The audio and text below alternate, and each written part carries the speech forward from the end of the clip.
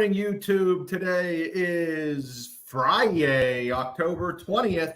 And according to Good Morning America, we might as well shut the computers and go home because no houses are ever going to be sold again. How you doing, boys? What's up, man? Good morning.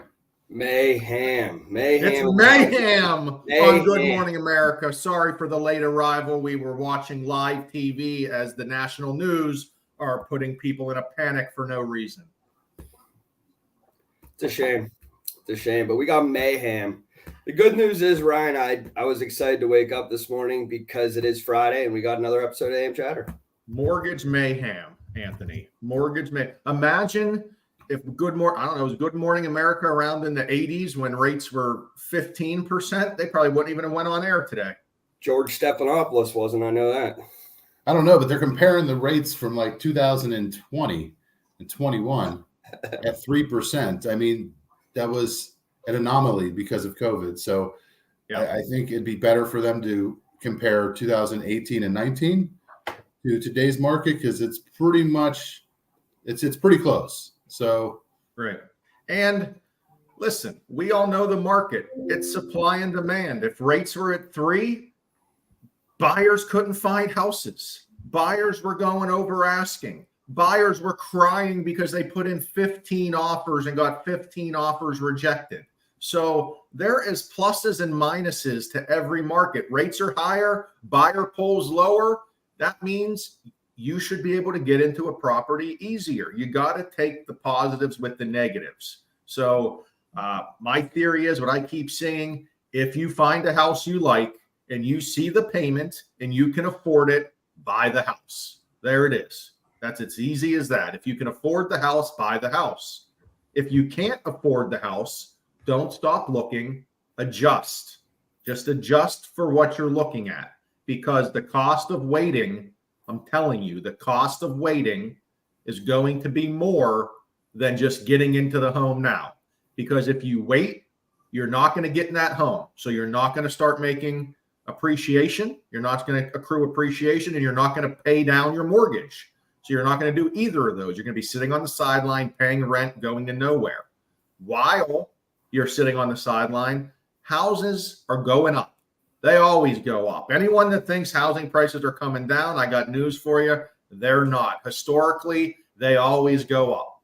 Well, that webinar we watched this week, didn't it say 73 of the last 80 years, home values have increased? Yes. And 4 or 5 of those surrounded the 2008 crash. So, I mean, every other year in the last 80, home values have appreciated at, I believe it was 3%. 90% winning rate on buying a home. And even those bad years, as long as you stayed in your home long enough, you still recouped those bad years.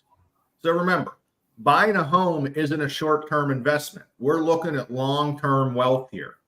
And we all understand that interest rates are higher, payments are a little bit higher, but we do expect you not to have that payment for 30 years.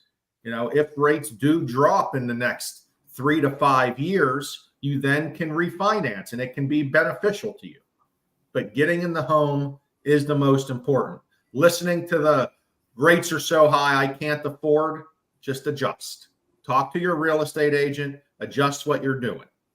But the biggest misconception that we always hear about that is common now is, hey, I need to put 20% down because I need my payment as low as possible and I am not paying mortgage insurance. So for the longest time, Anthony, 20% is the only way to do that. But as we know, we got other ways, right? We do. I mean, you're exactly right. I mean, 20% down is the known thing to not have PMI, but a lot of people, still don't realize that you do not need 20% down to get rid of PMI. You can pay a portion of what you would have paid in PMI up front at closing and closing costs to get rid of that right off the bat. And there's definitely ways that we can, work those numbers so that if you planned on doing 20% down, you can actually utilize, a 16% down payment or a 15% down payment, buy out the PMI, and also use the remaining money that you already planned on spending to do 20% to buy down the interest rate. definitely ways we can better utilize that money, which is going to better serve the community and the home buyer. I mean, and again, I keep saying this, the numbers don't lie. People want to think we're crazy. Like, you want me to put less money down and it's going to be more beneficial for me? Yes. The answer is yes, especially if someone says, hey, maybe there's some rehab I got to do. I got to fix this up. I got to fix that up. I showed an estimate yesterday where I think the payment was $70 more a month. The payment was $70 more a month. She was putting $26,000 less at closing, I believe, where she could keep that to fix up the house. And she was perfectly happy with paying the little bit more a month if she could keep that $26,000 in the bank. And she's like, oh, wow, I had no idea that I could put less than 20% down, pay a one-time fee at closing, and never have the mortgage insurance.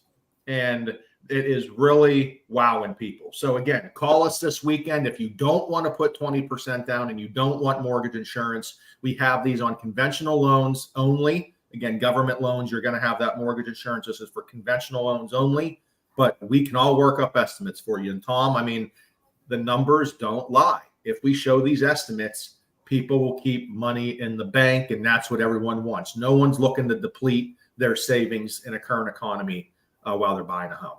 100%.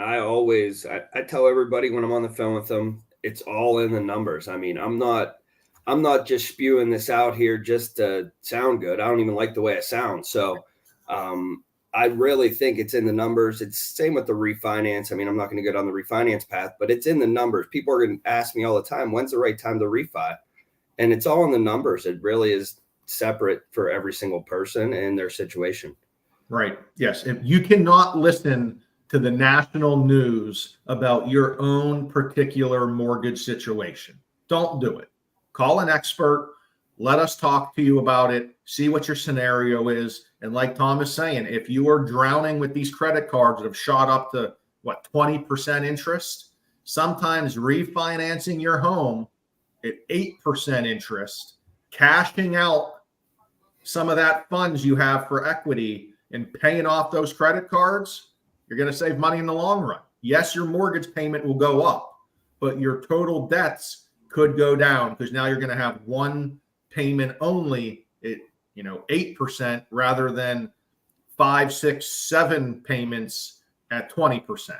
Yeah, I think that's something we need to really start looking at here going into the next year and where things are going to be coming from, because agents, I mean, yeah, somebody might not want to sell or might not want to go in that higher rate, but if they're selling their house and have all that equity to pay off all the credit cards and all their other loans and still get a new house for the same amount that they're paying on everything else for a way bigger house, it might be beneficial. So that's not something to sleep on. These home sale contingencies are going to be coming back around. So got to freshen up on the addendums and know exactly how to do those different types. For sure. Yeah, I think it's great advice, because we all know this market it goes in a circle. It goes ups and downs. We have buyer's market, we have seller's market, we have buyer's market, we have seller's market. Everything comes back around. So if the market's been the same way for 3, 4, 5 years and now it's shifting, it's not the end of the world. We've had this market before. I mean, prior to COVID, almost every single government transaction in the Pittsburgh area had seller assistance. I know people don't want to believe that. Mm-hmm. It was common. 6% seller assistance on an FHA. Now you say 6% seller assistance on an FHA, and people look at me like I have 3 heads. So it will come back around. I started, I mean, it was 7 years ago, and that's all I did was FHAs with sellers assist. I mean, I would say 75% of my deals were FHA with seller's assistance. Yep. So I mean, that was some time ago. It will come back. It's no big deal. So if you're a buyer, first rule, don't listen to the national news. That is rule number 1. Do your own research and call a local expert to go over your scenario. Of course, interest rates are higher than they were. We said when they were at 2, 3, 4%, they are historically low. They're not going to be here forever. But again, buyers were stabbing each other to get in these houses. It was no fun. No one was getting offers accepted. If the market is is opening up a little bit. At least you can get into homes. You're not waiting around the block for an open house. So there are pluses and minuses. Get in the home, be happy with the payment, be comfortable with it, and be prepared to talk to us about what the future is with your home ownership and what we can do for you in the next 5 to 10 years. Right on. Guess what today is? Friday before the Steelers play on Sunday. What do we think? Oh, Steelers play again? Oh, what do we think? We got to give out some picks here. I mean, hell, are we going Pickett or Canada? I predict the Steelers will win in a 1-point game, and the defense will outscore the offense. Okay. I'm hoping Todd Mc. What's their coach's name? Well, who's their coach? McVay. Is McVay their coach? Is it Todd? No. It is Todd McVay. I don't know. Whatever their coach is, he's about to have a baby, and he's insisting the baby won't come out on game day. I'm hoping he has a baby Sunday morning, throws everything in disarray. They don't have a coach, whatever it may be. We need all the help we can get. So we do have some West Penn people cheering him on at the game, so that's going to help. I did read an article that it appears that SoFi Stadium is going to be overrun by Yinzers.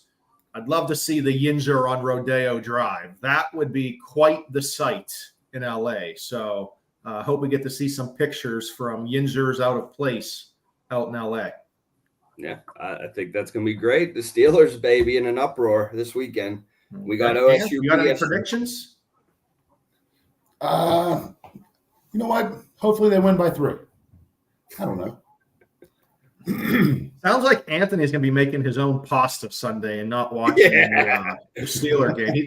Tom, he was telling me yesterday, he's got this new machine that makes homemade pasta. So it sounds like that's his Sunday plans. Dude, where do you get all these gadgets? You just like go down the middle aisle at Costco and pick up whatever you can? No, actually, one of the agents I went to lunch with, they were telling me that they got this machine, and it's the pasta. It's the Emeril Lagasse pasta machine. This thing is legit. You don't have to do any of that. It does it all for you. You just throw the flour in there, 2 eggs, a little bit of water and olive oil, and you're good to go. Start spitting out like the Play-Doh Fun Factory. All right, I'll be over Sunday for my family dinner. I know me and Ryan sticks to ramen noodles, and I stick to spaghetti in a box. Pretty easy stuff there. My Sundays are pot roast Sundays, so I make a roast every Sunday. So shut your mouth. Fair enough. Yeah, I make cinnamon rolls every Sunday. There you go. All right, boys. Have a great weekend. Call us for pre-approvals, and don't pay mortgage insurance. Talk to you later. See you guys.